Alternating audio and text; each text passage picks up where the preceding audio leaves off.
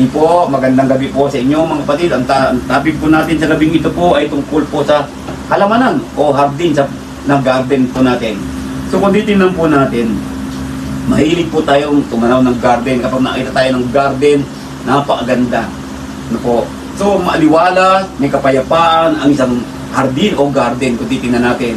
Nandun po ang parang peaceful po tayo. Pero sa gabing ito po, magbasa po tayo ng banal na kasulatan. Dito po, basahin po natin Matthew chapter 13, verse 3 to 8. Saka verse 11, verse 23. Yun po, ayan. So, ito po. And he told them many things in parables, saying, a sower went out to sow, and as he sowed, some seeds fell along the path, and the birds came and devoured them. So, kung maunawaan po ninyo, halos lahat tayong dito ngayon, narinig na natin ang parabolang ito. We already heard this parable, but please join with me until we finish the lesson po, para po maunawaan natin. Other seeds fell on rocky ground where they did not have much soil, and immediately they sprung up, since they had no depth of soil. But when the sun rose, they were scorched, and since they had no root, they withered away. Other seeds fell among thorns. No root, they withered away. Other seeds fell among thorns, and the thorns grew up and choked them. Other seeds fell on good soil and produced grain, some 100-fold, some 60, some 30. And in verse 11, and he answered them, to you it has been given to know the secrets of the kingdom of heaven, but to them it has not been given. In verse 23, as for what was sown on good soil, this is the one who hears the word and understands it. He indeed bears fruit and yields in one case 100-fold, and another 60, and in another 30. There are so many lessons on this parable of the sower. Tonight, we're going to study about ano po ang dapat mamunga sa ating hardin. Sa hardin ng ating mga puso sa gabing ito. Ayan. So, sa Matthew chapter 15 po, sa wikang Ingles at wikang Tagalog, makita po natin yan. Do you not see that whatever goes into the mouth passes into the stomach and is expelled?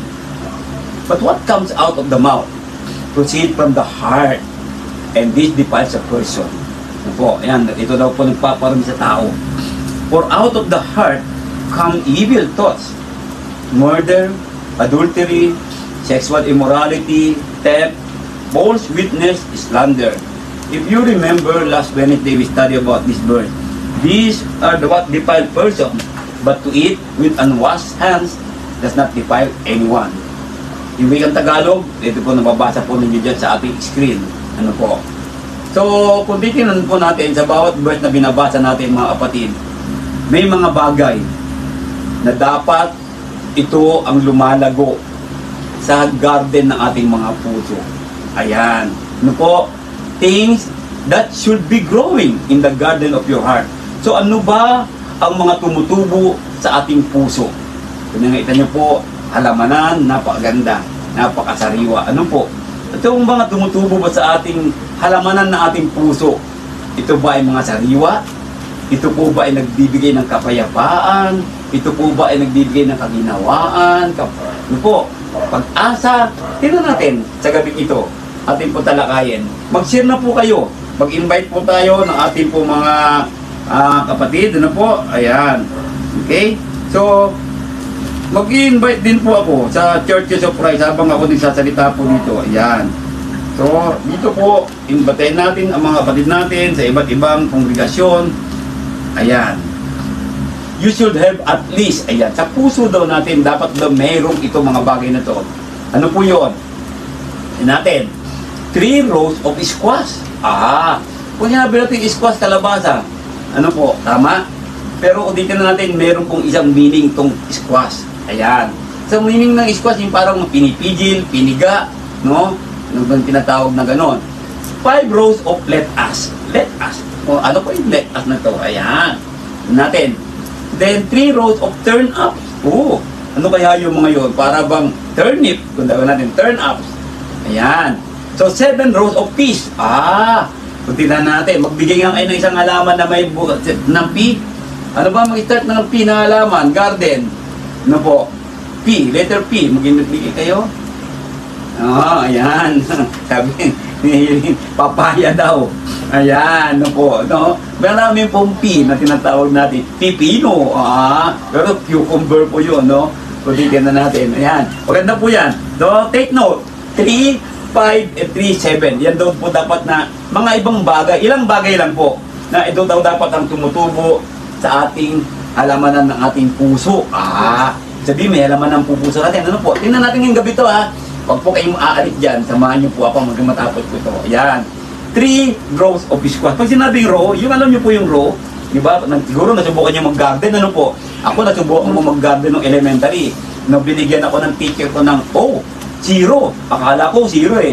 Yung O pala, outstanding. Ayan, dahil ako po yung mayroong pinakamagandang row ng ampalaya, malusog. Yan niyo po grade 6 po ako noon. Ayan, tanda-tanda ko yan sa Pura Bicalao Elementary School, the Project 4, Quezon City. Ayan, 3 rows of squash. Okay, tingnan natin. Squash gossip. So, hindi po kalabasan ng chismis. Ibig sabihin nito, yung squash kasi meaning kasi dito yung parang sinakal, yung mga ganun, pinigil, no, piniga, yan po, tinatawag dito. No? So, gossip. Pag sinabing gossip, sa Pilipinas, nauso marites, marisol, mga ganyan. So, salita dito, chismis. Ayan. So, tao, chismoso, chismosa. Ayan. Ano po? Tingnan natin. Ano sinabi ng Biblia? 1 Corinthians chapter 13 verse 6 po. Ayan. Tingnan po natin. But refuse to enroll younger widows, for when their passion drew them away from Christ. Ayun. Mga younger widows, mga batang na byuda, they desire to marry and so incur condemnation for having abandoned their former faith. Besides that, they learn to be idlers. So daw, nagiging itong, ibig sabihin ng idlers, walang ginagawa. Ano po? Going about from house to house. Ayan, ang trabaho ng mga chismosa. House to house po yan. Ano po? No? And not only idlers, but also gossip. And busybodies. Ayan, busybodies daw sila. Busy sila sa, ano yung mare? Ano yung ganito? Ano yung message mare? Ayan. Ano mo si ganito? Ayan, yung mga yan. Saying what they should not. Nagsasalita sila ng hindi dapat nilang sabihin. No? Dapat daw yan po wala na dapat sa atin yan, pinipiga natin yan, pinipilipit na natin yan. Ano po, wala na dapat yan. So I would have younger widows marry their children, manage their household, yan dapat ang trabaho, and give the adversary no occasion for slander. So adversary natin, yun yung kalaban natin, Satan. Ang sinasabi ni Pablo kay Timoteo, bilin niya kay Timoteo ito no, gawin mo ito sa mga batang byuda. Love does not rejoice of wrongdoing, but rejoices with the truth. Ayan. 1 Corinthians 13:6. So, tinaliwas niya yung sinabi ni Pablo kay Timoteo na dapat itong mamagahari sa atin. Hindi na dapat maghari sa atin yung mga house to house na ganyan na sabi dito, sabi doon. Yan. So, tanggalin na dapat natin yan. Kaya sabi niya, squash it. No? Tindan doon. Now, pangalawa, tingnan natin. Squash indifferent. Ayan. Ano yung indifferent? Ito, nagiging problema ito sa kongregasyon. Ano bang ibig sabihin nito? Tingnan natin. Yan. Revelation chapter 3 verse 14 to 19. And to the angel of the church in Laodicea, isulat mo ito, sabi ni Panginoong Jesus kay Juan. The words of the Amen, the faithful and true witness, the beginning of God's creation. I know your works. You are neither cold nor hot. Would that you were either cold or hot. So, because you are lukewarm, ayan, indifferent, no? And neither hot nor cold. Para bang sala sa lamig, sala sa init, no? Para bang, kasi may mga ganyan po tayo So, ang ibig sabihin ng sala sa lamig, sala sa init. Mainit sila pag activities ng church, no? Pag may swimming, activities, mainit. Pero pag gawain sa Biblia, Bible study, malamig. Ay, nako. Ano po? Makita natin lahat yan. Ay, sabi ng Panginoon sa mga malamig o sa mga mainit o hindi mainit o hindi malamig, sala sa init, I will spit you out of my mouth. For you say, I am rich, I have prospered, and I need nothing. Yang akala natin, no? Hindi na natin kailangan yung gawain sa iglesia. Mayaman na tayo. Alam natin, bigtas na tayo. Hindi mo nare-realize, not realizing that you are wretched, pitiable, poor, blind, and naked. Dapat ito, mga kapatid na nakikinig, share niyo po ninyo ito. Dapat nare-realize natin lahat ito eh. I counsel you to buy from me gold refined by fire, so that you may be rich, and white garments, so that you may clothe yourself, and the shame of your nakedness may not be seen, and salve to anoint your eyes, so that you may see. Those whom I love, I reprove and discipline. So be zealous and repent. Tinan niyo po sinabi ng Panginoon, maging masigasig kayo at magbago na kayo, magsisi kayo. Ayan. Yun po yung squash of indifference. No? Pangalawang row yun. Tignan natin. Pangatlong row na tinatanim natin sa puso natin, squash harsh criticism. Yan, dapat po wala na raw po yung mga harsh criticism. Ito po nangyayari minsan kasi, ano po, sa loob ng kongregasyon, nagkikriticize. Mismong kapwa preacher to preacher, nagkikriticize po. So, hindi dapat yun. Meron pong bad criticism, meron pong good criticism. Kaya nga sabi kanina, no, dapat po maingat tayo sinasabi natin mula sa puso natin. Yan po nilalabas natin. Okay, basahin natin ang banal na kasulatan. Remind them to be submissive to rulers. Yan. And authorities. Sabi ni Pablo sa mga taga-Pilipos, chapter 2, verse 3. To be obedient, to be ready for every good work. See? Tinan niyo po. Diba? Dapat po, wala nang critics eh. Dapat ready tayo sa good work. Yung tinatawag natin. Minsan kasi puna tayo ng puna eh. Yun ang nangyayari. Naalala nyo last Wednesday. Ano po? See? Sabi doon, to avoid quarreling. Yan. To speak evil of no one. Ito magsalita ng masama sa pamutao. To avoid quarreling. Iwasan yung mga talo-talo. Maging mahinahon kayo. At makita ninyo ang perfect courtesy. Ano yung courtesy? Paggalang, respeto toward all people. For we ourselves were once fully. Dati tayong ganoon. Dati tayong hindi marunong sunurin. Dati tayong napapahamak, led astray. Dati tayong alipin ng mga passion sa buhay natin, mga kasalanan. No? Passing our days in malice and envy. Yan. Dati tayong inggitero, ganyan mga yan. Ano po? Galit-galit sa atin ibang tao, galit tayo sa ibang tao. Dapat wala na po yan. We need to squash it. Ano po? Yan. In Titus chapter 3 verse 1 to 3. Then, Philippians chapter 2 verse 3 pala po. Ito ang sinabi. Do nothing from rivalry or conceit, but in humility. So, again, ulitin natin. This is the main problem of the congregation today. All the churches of Christ are waiting for the coming of our Lord and Savior Jesus. Tama po. We are waiting for the coming of our Lord Jesus. But, do we really waiting for the coming of our Lord and Savior Jesus? If you are truly waiting for the coming, then this verse in Philippians chapter 2 verse 3 must always be in our heart. Dapat ito ang tumutubo sa ating puso. Inyo po. No? But in humility, count others more significant than yourself. Ayan. Huwag mo isipin na lagi kang mataas. O even the preachers, even the minister, do not think of this thing. Mga bagay na to. Dapat you need to squash it. Ayan. No? Na binabanggit doon. See? Yan. Now, let's go to another row of plants. Bagay na tumutubo sa ating puso. 5 rows of let us. Uy, 5 row na to. Ayan. Ano pa yung mga dapat natutubo sa puso natin ito? Tignan natin isa-isa.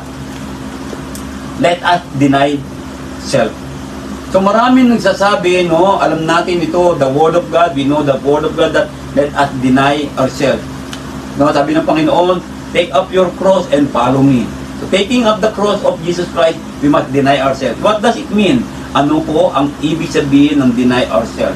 Deny ourselves po, dapat po, ano man ang alam mo sa Biblia, dapat po, huwag mong ipipilit yan. Dapat po, mas mahalaga ang pagsunod natin sa sinasabi ng ating Panginoong Yesus. Kung minsan kasi po, halimbawa po, ikaw ay nasa ibang kongregasyon, ibang denominasyon. Alam mo na yung tama eh. Pero kung minsan pinipilit mo pa yung sarili mo. So you are not denying yourself. Now, if you are now also in the Church of Christ, nasa Bible, Church of Christ in the Bible, no? Kung minsan sasabihin ng Panginoon, we need to humble ourselves, we need to avoid criticism, we need to ganyan, no? Do not talk harshly, do not have yung matinding pag-critic, harsh criticism.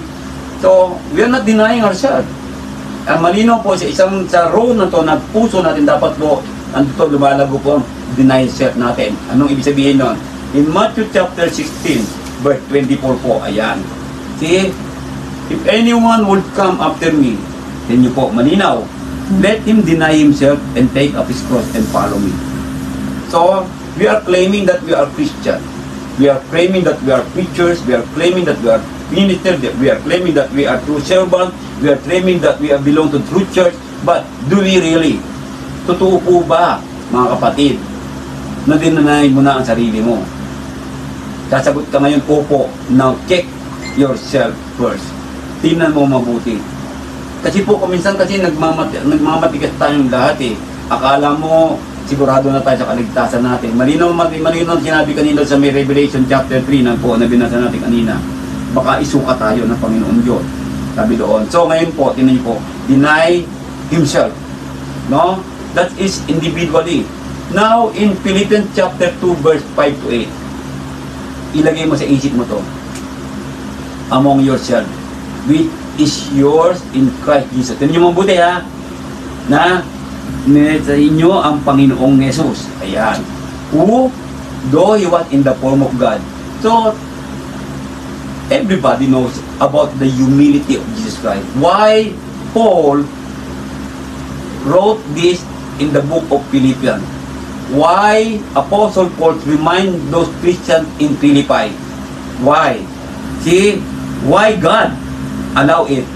Because the Lord knows our heart and our mind that someday we will become arrogant, that someday we will become proud, no humility anymore. But here, the Bible is reminding us again, and that is the love of God, the guidance of the Holy Spirit sa ating ngayong mga kapatid. Tayo po ay pinaalalahanan na dapat po makita natin ang Panginoong Hesus, paano siya nagpakumbaba, at ito dapat ang ating ipamumuhay. Ngayon, kaya mo ba yan? See, kung magawa mo to, then surely you're already denying yourself. Diba? Kaya dapat po makita natin dyan. Dapat po, we are in the likeness of Jesus Christ as a servant. Tayo po ay servant. Ayan. Po. See? Pangalawang row sa let us. Kanina po natapos tayo squash. 3 row yon. Pangalawa po, let us be faithful. Ayan. So being faithful.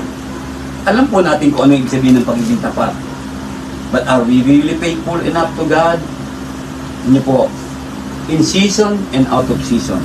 In sickness or in health.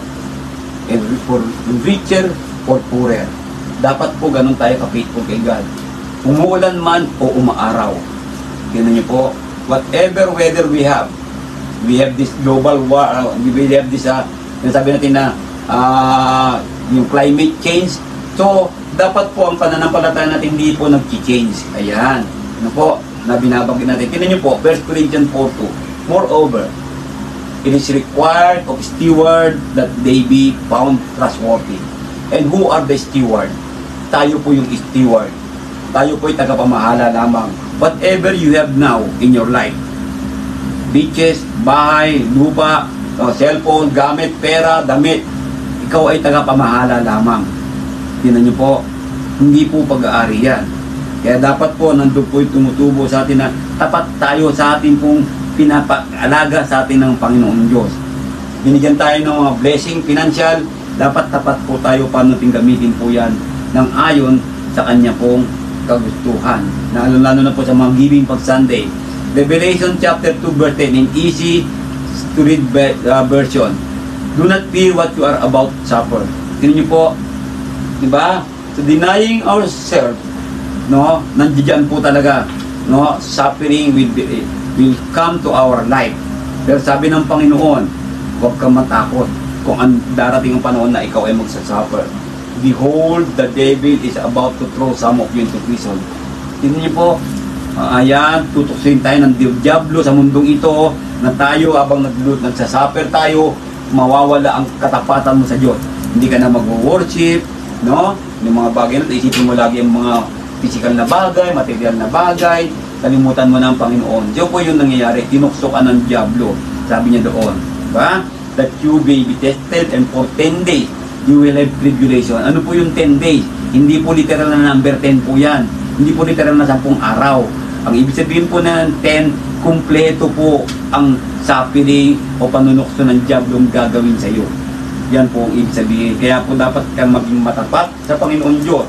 We must always be faithful to the Lord, because the devil will tempt us, the devil will throw us into prison of suffering, into prison of temptation, mga ganung bagay. Ano po? See? Titingnan natin. Na pangatlo, Bible yan, let us not grow weary. Ayan. Ano po? When we have suffering, when we deny ourselves, there is always be suffering, but we need to be faithful. So weary, let us not grow weary. Huwag kang panghinaan ng loob, kapatid. No po, huwag kayong manlalambot, huwag kayong manghihina, huwag kayong susuko sa pananampalataya ninyo. Yan po ang sabi sa atin ng Panginoon. Yun niyo po Galatians chapter 6 verse 6 to 9, in English and in Tagalog. No, sa Tagalog po natin basahin. Dapat ang tinuturuan sa aral ng Diyos ay makidamay doon sa natuturo sa lahat ng mga bagay na mabuti. Tingnan niyo po, kasi ang nagtuturo po talaga, minsan katulad ko po, ang mga worker, napapagod din kami. Pero po naalala po namin ng Panginoon, huwag kami mapagod. Pero ang utos po dito, yun niyo po, di ba? No? Sabi niya, makidamay doon sa nagtuturo. Di ba? Kaya magdamayan po tayong lahat. Yun po ang paalala sa atin ng Panginoon eh. Damayan niyo po ang mga manggagawa ng inyong kongregasyon o ng inyong iglesia, kung saan kayo nakasakop ng kongregasyon. Ang iglesia ng Panginoong Hesus po, at Church of Christ po. Yan. Huwag kayong padaya, no?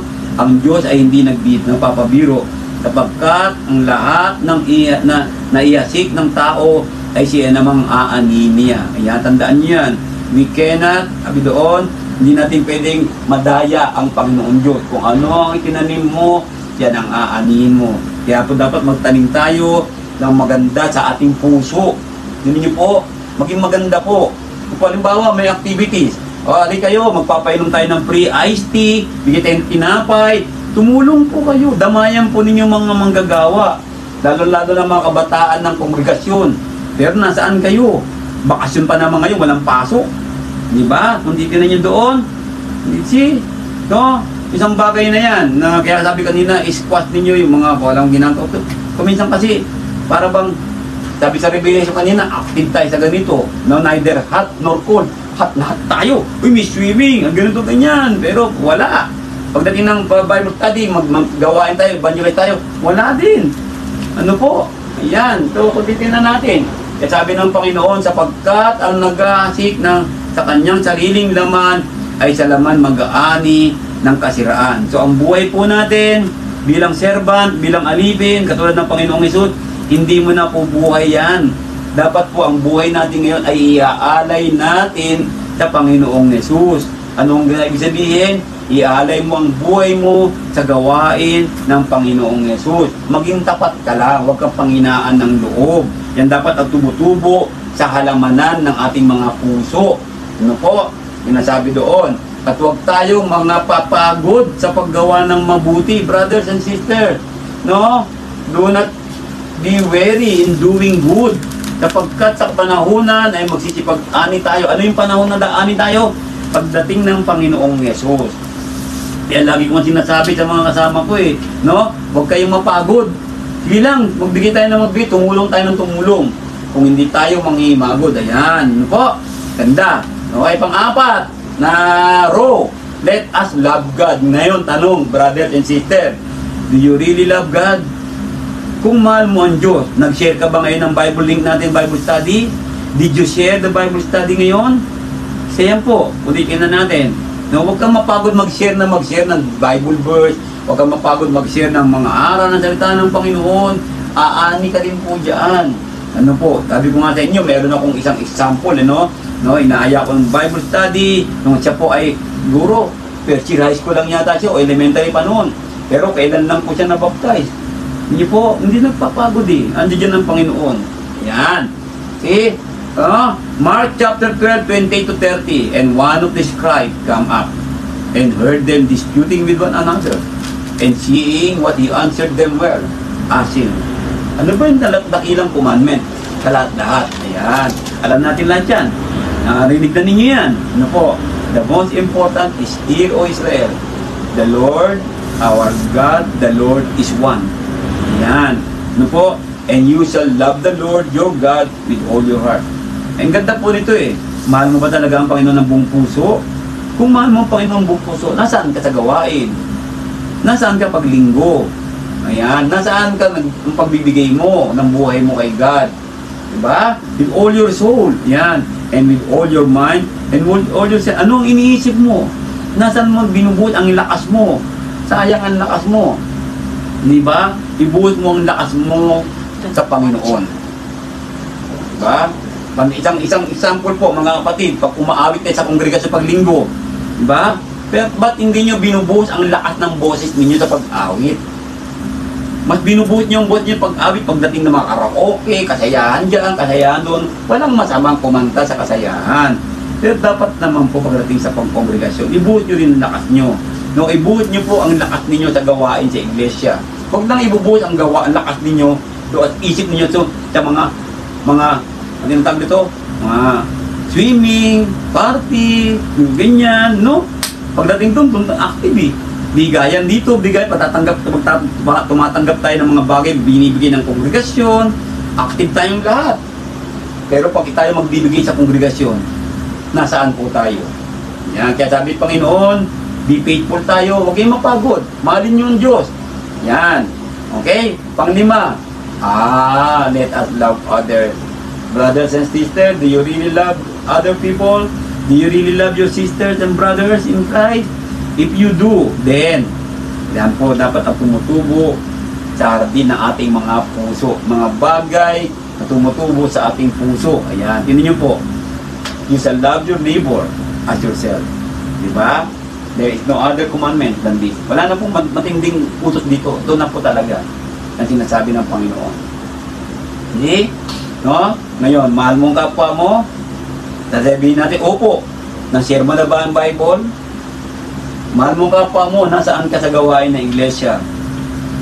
Yan. Mahal mong kapatid mo, kapatid yan, kapwa mo yung kapatid, nasaan ka ngayon sa gawain? Sa pag-aaral ng Biblia, nasaan ka? Paglinggo, nasaan ka? Daming katanungan, ano po? Ito, pinaparimain lang po sa ating po ito, mga kapatid. Because the Lord God is reminding us this evening on our Bible study. So, para po maging kaaya-aya tayong lahat. Tayo po, sama-sama tayong lahat eh. Magtulungan po tayong lahat. Ang Bible study po ay tulungan po ito. Hindi po para ito masabihan tayo. Hindi po. Sinasabihan tayo ng Diyos dito. Hindi lang po tayo. Yan. Okay? So, pangalawang ano na to. Kanina, 3 rows of squash, then 5 rows of, ano yun? Kanina? Ayun. Then, ngayon po, 3 rows of turn-up. Oh, yan. Alam niyo yung kung turn-up, turnips. Alam niyo yung turnip na, ano, parang ano to, root na gulay ito, para pong radish, gano'n, mga ganyan. Natin. Okay? Number 1, turn-up or assemblies. Oh, kita niyo po.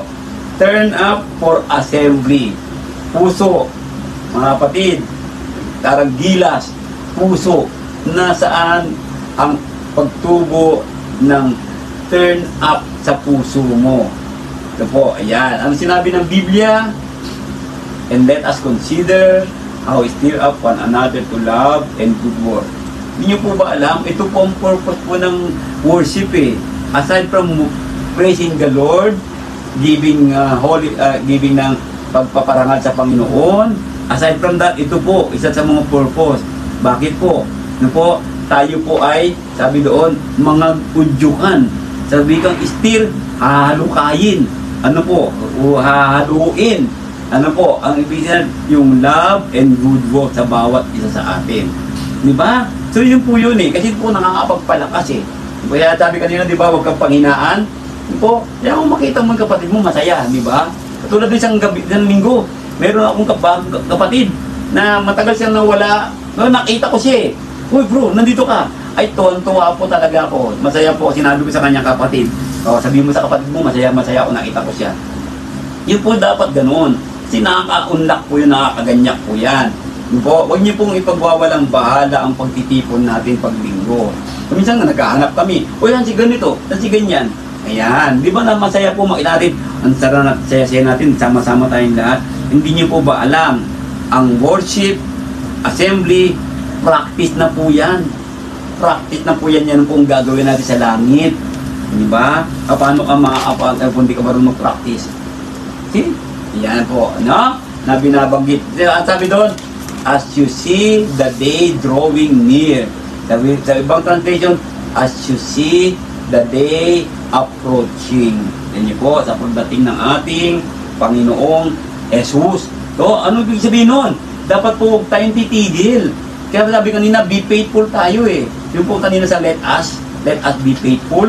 So, dapat po kayong tumigil hanggang sa pagdating ng Panginoong Jesus. Magsamba tayo, mag-draw tayo together, maghalukayan tayo ng pag-ibig natin, mag-share tayo ng pagmamahal, mag-share tayo ng buhay natin. Let us share our life to God, to our brothers and sisters, and to the body of our Lord and Savior Jesus.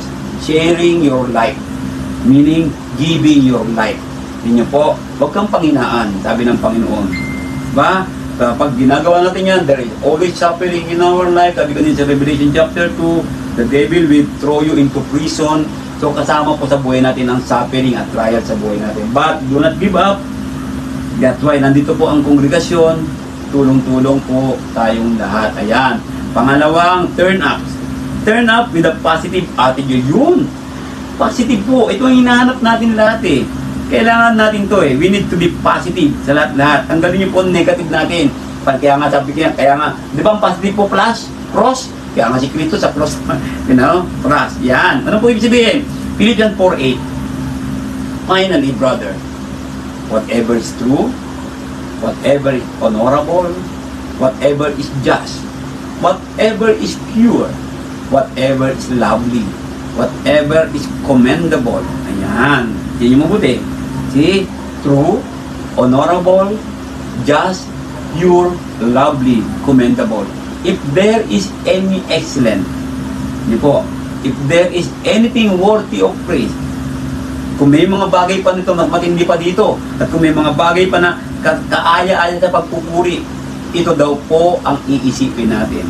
Ito dapat ang tumutubo sa puso natin, sa garden of our heart. This must always grow in the garden of our heart. Yan po yan. Ano po? Philippians chapter 4 verse 8. Okay? Now, pangalawang po, sa third road ng turn up. Turn up, determined to serve God. Ayan. Yung katulad na binanggit ko nga po kanina, do we really willing to serve God? Ikaw po na nanonood ng kapatid, are you willing to serve God? Ito po, serving God po is walang kapaguran. Pagod ang katawan mo, pero dapat patuloy tayong manghina, patuloy tayong lumakas, dahil Panginoon po pala nakasin tayo eh.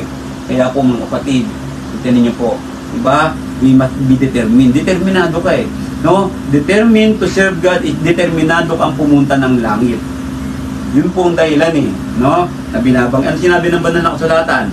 No? Sapagkat sila rin ang nangabalita tungkol sa amin kung paanong nangakapasok kami sa inyo at kung paanong nangabalik kayo sa Diyos mula sa mga Diyos-Diyosan upang mga lingkod sa Diyos na buhay at tunay. Ayan. Maglingkod tayo sa tunay na Diyos. Jesus Christ is God. No? Kasama po siya ng Panginoon sa pagiging Diyos. Yan po, hindi lang po siya tao, hindi lang po siya merely tao. Siya po 100% man and 100% God.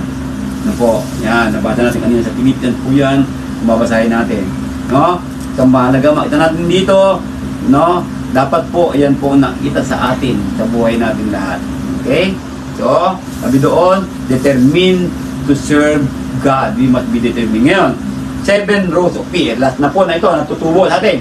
7 rows of peace. Ayan. Ano ba yung mga pina yan? 7 na yan. 7. Piety. Ano po ba ibig sabihin ng piety? Tingnan natin po sa banal na kasulatan, mga kapatid. Piety and its synonym. Piety in particular. Ano ang mga bagay na to? Yan. Faithfulness to something to which one is bound by pledge or duty or by a sense of what is right or appropriate. Piety in particular. Ano yun? stresses fidelity to obligation regarded as natural and fundamental and the observance of duties required by such fidelity.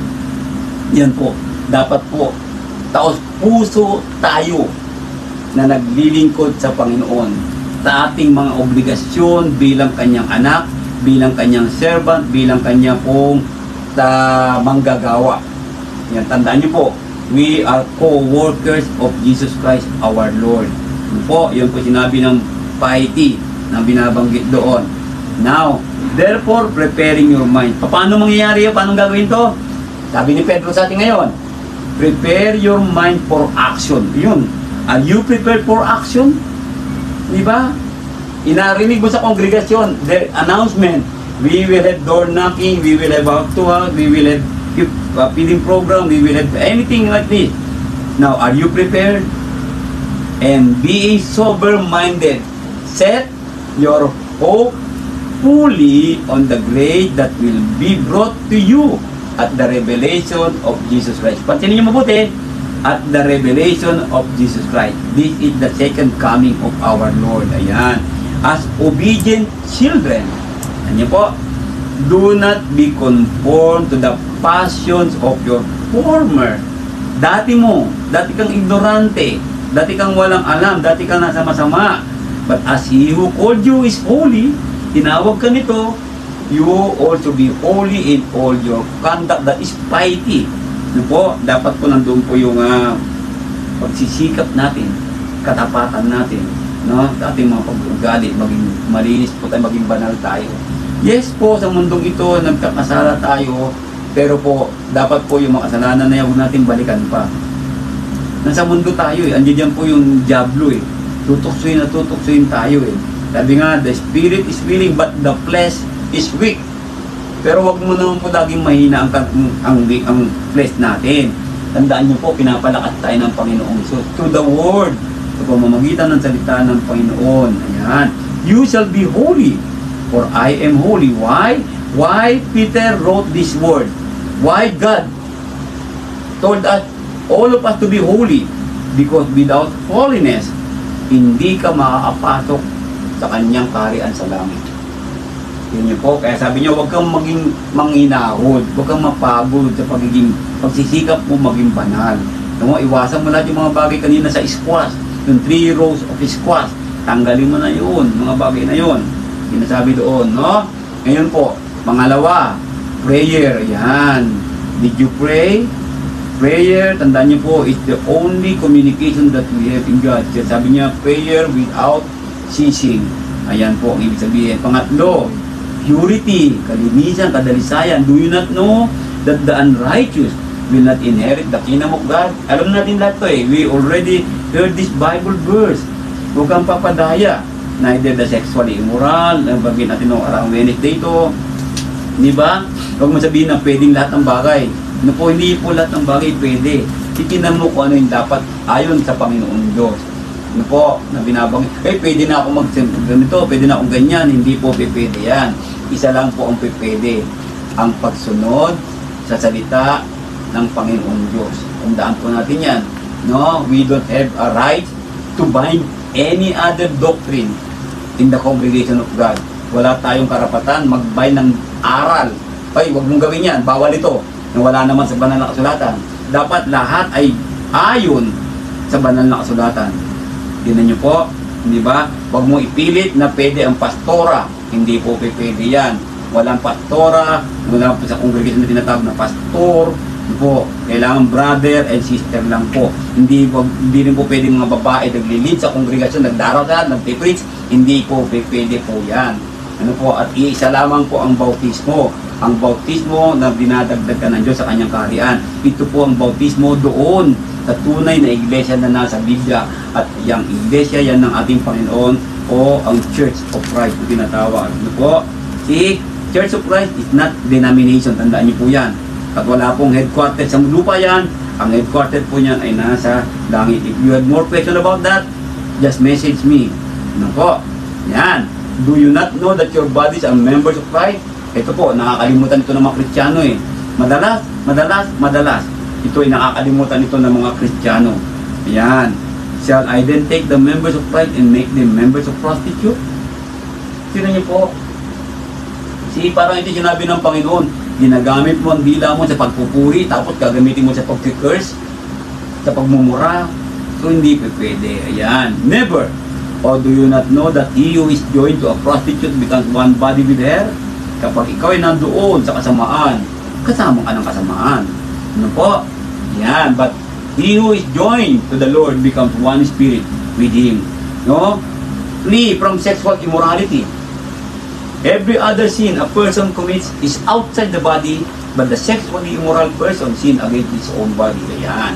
Tuloy-tuloy natin po. 1 Corinthians chapter 6 verse 9 hanggang 20. Kung babasahin natin yan, mga yan. Okay? Pang-apat po. Ayan. Hinahabol natin ang oras natin. Praise. Yun. No, dapat ito yung mga tumutubo sa puso natin. Sa garden of our heart. Piety, prayer, purity, praise. Ayan. Ano pong ibig sabihin ng praise? Do Him, then let us continually offer a sacrifice of praise to God. That is the fruit of lips that acknowledge His name. Ayan. Ano po, kasama po yan sa steering, love one another. Kaya sabi niya, do not for neglect yung ating pong assembly. O yung pong pagbibawalang bahala ang pagtitipon. Ito po kasama. Kasama po ito, tuloy-tuloy, continually offer a sacrifice of praise to God. Paggamit ng iyong puso, nasa puso mo, yan ang lumalabas sa bibig mo. Unang-unang verse natin binasa kanina sa Mateo. Ano po? Yan binanggit ng Hebrews chapter 13 verse 15. Sa pamamagitan nga niya ay maghandog tayong palagi ng hain. Sino yung pamamagitan niya? Pamamagitan ng ating Panginoong Yesus. Panginoong Yesus lamang. You cannot, sabi doon, you cannot offer sacrifice with any other idols. Just only to Jesus Christ our Lord. Ano po? Yung mga kita natin, bunga ng mga labi na nagpapahayag ng kanyang pangalan. Ayan. Panglima, peace, kapayapaan. No? Dapat ito meron mga sa garden ng puso natin. Ano po? Yung kapayapaan. Ano po? Romans 12:18. If it is possible. Bakit binanggit po ni Pablo? If it is possible. Hanggat maaari. Bakit po? Kasi po sa mundong ito, no, marami talagang gugulo eh. No, mismong kapatiran mo, guguluhin ka, mawala ka payapa. Kaya sabi niya, hanggat maaari. As far as it depends on you. Balikan niyo sinabi kanina. No, the greatest commandment. Pangalawa, love your neighbor as you love yourself. Ayan. Ano po? Live at peace with everyone. And how are you going to live at peace with everyone? By denying yourself, ba? By having this let us love, ano po, by having this mga bagay na binanggit natin kanina sa garden ng ating puso. Dapat ito yung mga tumutubo sa buhay natin. Kapayapaan po with everyone. Kung gusto niyo po maging mapayapa buhay, maging masagana ang buhay mo, ito po. May mga gagalit sa iyo, hayaan mo na lang magalit sila. Just pray for them. Ano po? Diba? Sa kongregasyon, may mga gumagawa ng kasalanan para maging mapayapa. Kailangan natin sila ay po kausapin, i-rebuke sila pag ayaw magbago. Meron po sasabihin sa ganito, may kakausapin siya at ayaw pa rin magbago. Hanggang sa darating po sa kongregasyon, sa buo, sabihan siya, ayaw magbago, ayaw pa rin niya magbago. So, siya po ay ititiwalag muna. Ano po, para ma-realize po niya ang kanyang mali at magkaroon ng kapayapaan ang kongregasyon. Yun pong ibig sabihin. Ganon din sa buhay mo, sarili mo. Hayaan mo muna, lumayo ka muna. Hayaan mo siya, huwag mo pa siyang pansinin para ma-realize niya no po, na ikaw ay hindi pumapansin at hindi mo siya pinapatulan. So, live at peace with everyone. Yan po. No po? Malawak po yan, mga kapatid. Malawak po yan. Yung sinasabing live at peace with everyone. Kung meron kang pagpapakumbaba, magkakaroon ka niyan. Pero kung hindi ka marunong magpakumbaba at mataas ang ego mo, you will never live at peace with everyone. Tandaan niyo po yan. No po? At if ikaw ay hindi patuloy na nag-i-steer ng love with one another sa pagkongregasyon o sa pagsamba sa Panginoon, po, hindi ka po magkakaroon ng live at peace with that. Pati niyo po, depends on you. And no, depends on you. If you have Jesus in your life, no, depends on you na yan. The Word of God must always be in your heart. No? Sabi nga lang, di ba? That the Word of God dwells in you richly. Yan po mangyayari na po as far as it depends on you. Ayan po. Kaya po ang Word of God nasa iyo, sa buhay mo, lumalago yan sa garden ng puso mo. Then, we will learn how to live at peace with everyone. Ganda po, ano po? Yan. Okay. 1, 2, 3, 4, 5, pang-anim. May isa pa. Patience. Oh, patience. Ayan. Rejoice in hope. Be patient in tribulation. Be constant in prayer. Ayan. So, mga kapatid, sinusubok tayo. Huwag nating isipin na hindi tayo mahal ng Diyos. Huwag nating isipin na galit sa atin ng Diyos. No? Galit lang ang Diyos kung tayo gumagawa ng kasalanan. Pero kung wala tayong ginagawang mali at patuloy tayong nagsisikap, nagiging tapat tayo, we continue to strive to become more holy. No po, tandaan po ninyo, there is always tribulation, but need to be patient. Patient ka and we need to be constant in prayer. Huwag kang manghina. Ang tagal naman sagutin ng Panginoon ng prayer. No, huwag kang manghina dyan. Hayaan mo lang. Mag-try, magsikap ka, magtapat, maglingkod sa Panginoon, ibuhos mo ang lakas mo, ibuhos mo ang buhay mo kay God, no? While you are doing that, there is still always tribulation in your life, but we need to be patient and we need to rejoice in the hope. Tandali lang ito. No? I need to rejoice in hope. And Jesus is your hope. Tandaan natin, siya ang pag-asa natin, and we need to pray without ceasing. Binanggit kanina doon sa 7 rules of peace. Prayer, pray. Huwag kang panghihinaan ng loob. Tandaan niyo po yun. Kapag pinanghinaan ka ng loob, sino ang talo? Ikaw din. Huwag kang susuko. Tandaan mo, hindi laging nasa ilalim ka. Magsikap lang. Hindi ka bababayaan ng Panginoon Diyos. Maging matatag ka lang. Maging matibay ka lang. Kaya nga po may pamilya tayo, ng mga anak na nakikinig. Kung may mga magulang kayo naghihirap dahil wala silang mga trabaho, tulungan ninyo mga anak, mga magulang ninyo. Kahit na may pamilya na kayo. Di ba? Kahit na ninyo may pamilya, may anak din kayo, may sarili kayong bahay, marami kayong dinang, huwag niyong kalilimutan ang inyong mga magulang. Tandaan niyo po yan. Paano ka magkakaroon ng, balikan natin isa, paano ka magkakaroon ng kapayapaan? Yan. Kung yung mga mismong magulang hindi mo matulungan. Di ba? Halimbawa, alam mo man ang trabaho, nagsisikap ang mo, tatay mo, naghahanap ng trabaho, wala talaga makita pa, pasumpot-sumpot lang. Kailangan nila ng tulong mo, anak. Ikaw, di ba? Kung kumikita ka, ano ba naman, mag-abot ka ng 500. O, di ba? Halimbawa kayo, 3 kayo, 5 kayo. Di ba, bibigay kayo tip ka 500, di meron mga gagato ng mga magulang ninyo. At yung magulang ninyo, magkakaroon din dyan ng kapayapaan. Andun po makikita ngayon, doon yung pagiging tapat. Andun po yun. Patient po. Pasensya lang po. Pasensya din kayo. Dahil may magulang kayo tutulungan eh. Di ba? So, huwag nyo hayaan sila ay matuloy na mag-tribulate. Ayaw ng Diyos po yan. Tandaan nyo po, hindi laging kunyari sa pamilya natin may tribulation. No. Meron pong naghihirap, meron pong uunlad, pero ang tulungan po. Tulungan lang tayo. Yan. Ano po? Then last natin, 7 rows of peace in the garden of your heart. Oh, perseverance. Ang ganda na po. Therefore, my beloved brothers, maging matatahag, huwag kang manghihina, huwag kang makikilos. Always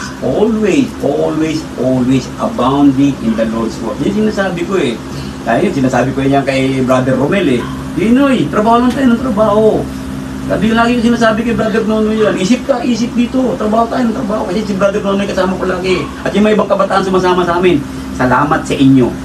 Sana lahat ng kabataan sumama na. Kagawain na to. Ano po? Ganda. Because you know that your labor is not in vain in the Lord. Parang misis ko, lagi po yan, sama ka. Kahit nang sa pagod ako, di, sama ko, sige. Kahit, iiran po yan, napapagod po. Yan, pero, intindihan niyo po, alam po niyan, lagi sinasabi sa kanya, huwag ka mag-alala. Lahat ng gawain natin, hindi nawawala ng kabuluhan. Pansinin mo yan. Hirap man tayo, bubuhos ang pagpapala. Basta, ikaw ay patuloy that we must always continue to abound in the Lord's work with patience, with love, with humility, with perseverance, and most especially, denying ourselves and continue to strive to become holy in the eyes of God. And the Lord will bless you more Tandaan niyo po, but we need to be patient. We need to rejoice in our hope. And rejoicing in our hope with Jesus Christ our Lord. The Lord God will not allow you to set back, to be suffer more. Hindi ka hayaan ng Panginoon na gumapang. Yes, maghihirap ka, mahirap ka, pero hindi ka maghihirap. Tandaan mo yan. No? Sinong ama ang hininga mo ng tinapay at bibigyan ng ahas? Hindi po ganun ang Diyos. Kaya lang po, pasensya lang po, maging matatag lang tayo, maging matiit lang tayo sa mga bagay. Sinasabi, ngayon, ang mga bagay ba nito at tumutubo sa inyong garden? Tingnan sa isa natin. Have you at least begun to plant them? Sinimulan mo na ba magtanim ito? Plant them deep so they will take root and get the nourishment they require. You need to have a heart of a good soil. Isa po sa buhay natin. Kapatid, sa gabi nito, makita natin yan, mga bagay na yan. Ano po? Kaya sabi niya, tend to them regularly so they will not die from neglect. Huwag niyo pong hayaan yung mga tinatanim sa puso natin, mamatay yan. Tingnan niyo po, bantayan ninyo, diligan ninyo, cultivate ninyo, mga bagay na ganyan sa puso natin, sa buhay natin, sa paglilingkod natin sa Panginoon. Cultivate the garden of your heart so it will be the best that it can be. Tandaan po ninyo mga kapatid, di ba? See, sa lahat ng mga bagay na ito, kailangan magpakumbaba. Kaya sabi ng Panginoon, tanggapin mo ang salita ng Diyos na magpakumbaba at ito ang magliligtas sa iyo. Itong pag mga bagay na yan, tinanggap mo, dyan na talaga yung tutubo sa puso mo, napakaganda. Ano po? Napakaganda ng tutubo sa iyong mga puso. Ayan. Kung titinan po natin. Ano po? Kaya sa gabing ito po mga kapatid, mga tanungan na ito, nakita natin. Maganda ang mga bagay na sa halamanan natin. Ito po ang dapat nating patubuin. No? Mga bagay na tutubo sa garden of our heart. Yan. No po? Okay? So, balikan natin mga kapatid. No po? Ang ating pong simula. Pag-aaral natin sa gabing ito po. Para po makita natin. Ayan. No po? Okay? So, marami pong salamat sa inyo sa pag-aaral natin sa gabing ito, sa garden of our heart, sa buhay natin.